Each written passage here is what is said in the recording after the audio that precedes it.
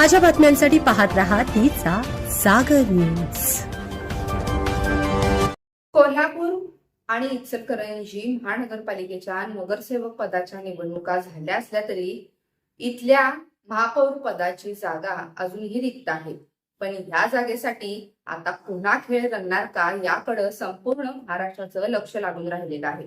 पाहूया त्याबाबतची बातमी। नमस्कार, मी अर्पणा आणि तुम्ही नेहमीप्रमाणे पाहताय तिचा जागर न्यूज। कोल्हापूर आणि इचलकरंजी महानगरपालिकेसाठी ओबीसी प्रवर्गातून आरक्षण निश्चित झालं आहे। त्यामुळे त्या प्रवर्गातून कोणाला संधी मिळणार याकडे लक्ष असेल। कोल्हापूर आणि इचलकरंजी महानगरपालिकेमध्ये महायुतीला यश मिळालं आहे। इचलकरंजीमध्ये महायुतीने एक हाती सत्ता मिळवली। कोल्हापूरमध्ये महायुतीला काठावरचं बहुमत आहे।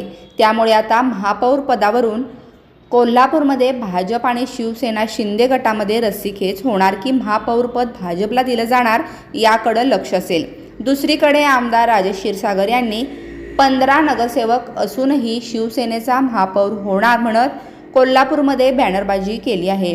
त्यामुळे आता यामध्ये काही वेगळी समीकरणे आकाराला येणार का याकडे सुद्धा लक्ष असेल।